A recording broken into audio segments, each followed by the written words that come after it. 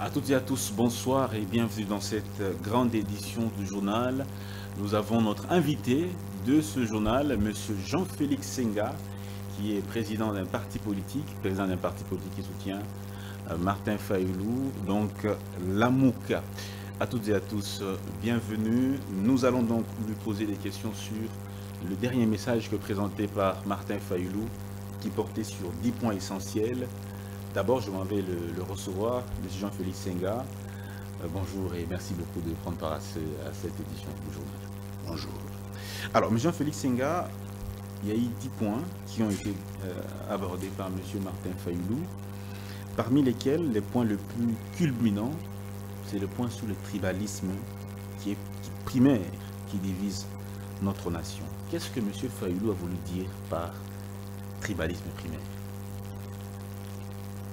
Ce n'est un secret pour personne. D'ailleurs, quand il donne ces 10 points, il commence par dire « c'est pas mon opinion, c'est un constat général, c'est un constat qui s'impose ». C'est dire, dans la société congolaise, tout le monde a constaté que la manière dont le président Félix prend le Congolais diffère. De sorte que quand il s'adresse aux gens de son espace linguistique, il a une autre attitude. Il prend cela sont ses propres frères, comme il le dit avec ses propres mots. Celui qui les dit, on ne lui fait pas dire, on ne lui met pas ses mots dans la bouche. Celui qui prend les gens de son espace linguistique comme ses propres frères, ses frères du sang, au point qu'il va loin et dit tous les autres pourront même me rejeter, m'abandonner, mais pas vous. Vous ne pouvez pas. Si vous osez me rejeter, où irai-je? Qui pourra me reprendre ou m'accepter? C'est lui qui met la différence nette entre le Congolais. C'est lui, M. Félix, qui le fait. Je ne comprends pas que les gens s'agitent, disent, se posent des questions. Pourquoi M. Fayulu parle de tribalisme primaire? Que veut-il dire? Vous n'avez qu'à constater le comportement de M. Félix en rapport aux différentes communautés. Le problème, c'est celui-là. On a fait encore un constat. Faites les statistiques dans la nomination pour ce qui concerne le manager, c'est-à-dire les DG, les PCA dans différentes sociétés étatiques. Vous allez vous rendre compte, plus de 75% de ceux qui sont nommés viennent de l'espace linguistique de M.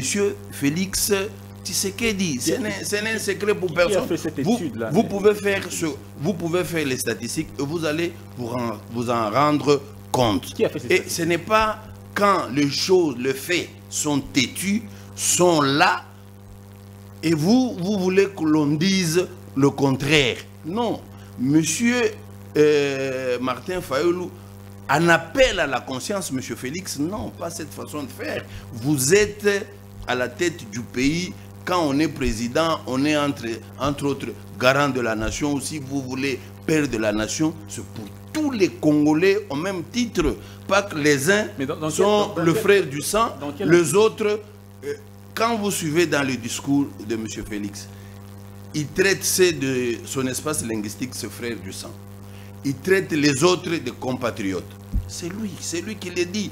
Vous n'allez pas me dire que vous n'avez pas suivi ça. Reprenez les vidéos, vous allez voir c'est comme ça qu'il fait. Et avec ça, quand on essaie de le reprendre pour lui dire non, revenez à la raison, c'est pas comme ça que l'on peut se comporter. C'est celui qui le reprend qu'on voudrait indexer, traiter des tribalistes, c'est non-sens. Et quand vous dites qu'il y a eu 75%, quand on regarde les institutions, 75% des nominations viennent de son espace linguistique. C'est dans quelle institution où il y a 75% des personnes nommées qui sont de son espace linguistique? Est-ce au gouvernement? Est-ce au gouvernement provincial? Est-ce dans les entreprises du portefeuille? Dans quelle institution vous avez constaté cela? Non, dans le gouvernement provincial, ça ne dépend pas de lui. On ne veut pas parler du gouvernement provincial, moins encore des assemblées nationales. C'est dans les société étatique. J'ai été clair comme l'eau de roche, je le dis. Prenez différentes structures à travers le pays, des structures qu'il a créées ça et là pour essayer de caser les gens. Vous remarquerez que la plupart des nominations ne reviennent qu'à son espace linguistique. C'est pas un secret. C'est pas un secret où les gens veulent faire semblant de ne pas voir. C'est ce que l'on a essayé de pointer du doigt pour dire pas ça. Nous avons vocation à créer dans ce pays une nation. Et je me rappelle quand je suis presque, je peux dire, les derniers mots de papa Étienne Tshisekedi, nous sommes au stade de martyrs en 2011. Il dit, je voudrais m'adresser à la jeunesse. Je vous conseille, mariez-vous, faites des mariages intercommunautaires. Que les gens du Congo central épousent les gens de l'Équateur, que les gens de l'Équateur épousent les gens de Bandundu, que les gens de Bandundu épousent les gens de Maniema, ainsi de suite. C'est avec ça que nous finirons par créer une nation. Tant que les gens continueront à exploiter les antivaleurs du genre, tribu, ethnie, région, nous n'allons pas, ça ne va pas nous faciliter les choses, nous n'allons pas avancer. Ça sera toujours des barrières qui feront que nous aurons de la peine à nous comprendre et à cheminer ensemble et à vivre ensemble de la bonne manière. Ça, c'est Étienne Tshisekedi qui le dit en 2011.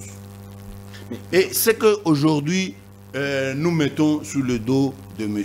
Félix Tshisekedi. Qui peut oser le mettre sur le dos d'Étienne Tshisekedi?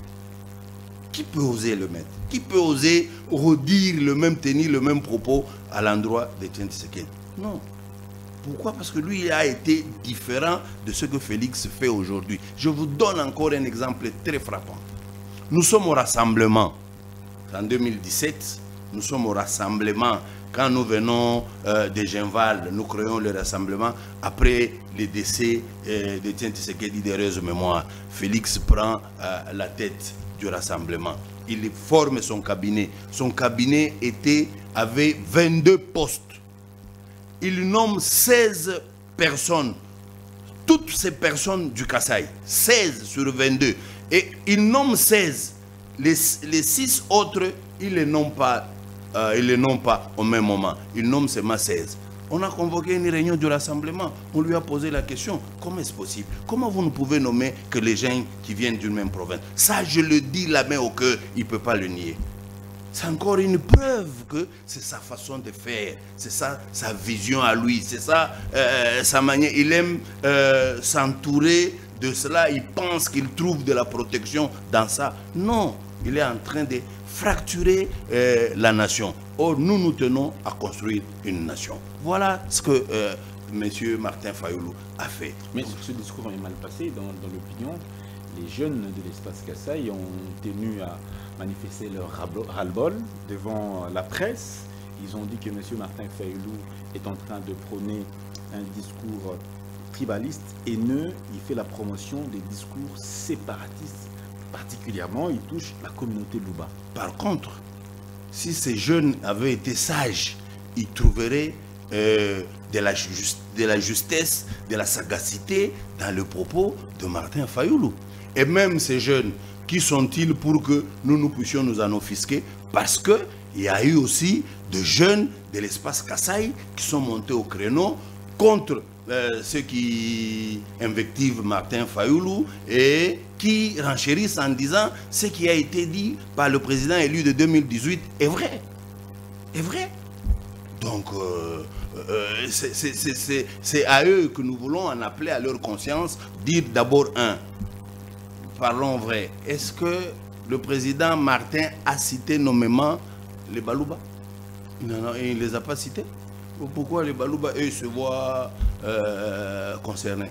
Il n'a pas cité les Balouba. Personne ne peut oser dire qu'il a cité. Ce sont les quelques flatteurs autour de Félix qui veulent se faire remarquer, attirer son attention, s'ils peuvent avoir sa bénédiction, c'est tout. Mais sinon, ce qui a été dit est vrai. Jean-Félix Senga, qu'est-ce qu'il faudra retenir du message de Martin Fayoulou de façon globale? C'est vrai qu'on a parlé d'un aspect, mais de façon globale, qu'est-ce qu'il faut retenir? De façon globale, ce qui ressort de son discours, c'est que les bilans de M. Félix, qu'il a résumé en 10 points, son bilan est catastrophique. Félix, c'est un leader qui ne tient pas sa place.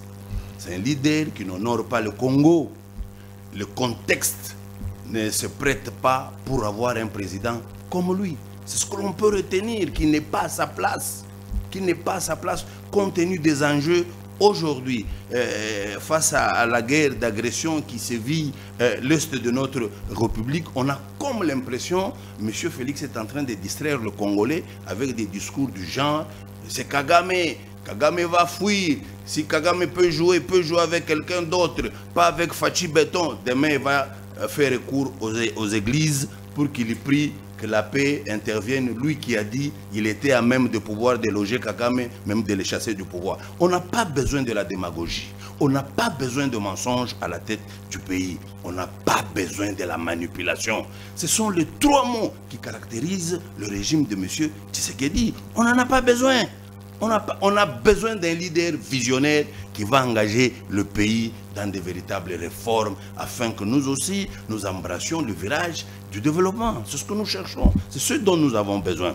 Pas les distractions, pas les manœuvres dilatoires de Félix. Il nous donne même l'impression qu'en réalité, il est en train de distraire le Congolais, de nous envoyer à Koyonville, mais lui chemine ensemble avec Kagame. C'est l'impression qu'il nous donne chaque jour. Monsieur Félix a prétendu que d'autres candidats en 2023 étaient des candidats des étrangers, des candidats qui servaient les intérêts des étrangers. Mais par contre, aujourd'hui, ce n'est un secret pour personne. Félix lui-même l'a dit, monsieur Kagame parce qu'il voulait organiser les élections au Rwanda, il est allé voir les Américains parce que nous, le Congolais, nous avons du respect pour les Américains afin qu'ils nous demandent qu'il y ait un cessez-le-feu que lui, Kagame, n'a pas besoin, que lui, Kagame, n'a pas respecté. Mais c'est nous qui perdons du terrain.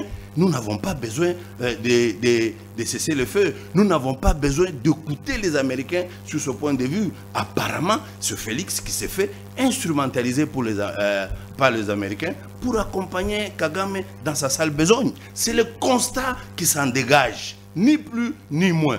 Donc, nous, au niveau de la MOCA, nous disons, monsieur Tshisekedi doit arrêter avec la démagogie, avec la manipulation et avec le mensonge. Il est en train de jouer un mauvais jeu que nous avons déjà compris. Nous disons que son sort lui est réservé. Jean-Félix Senga, le grand invité du journal, de la grande édition du soir. Merci beaucoup de votre participation à cette édition du journal. C'est moi qui vous remercie pour m'avoir appelé afin que j'intervienne dans cette édition.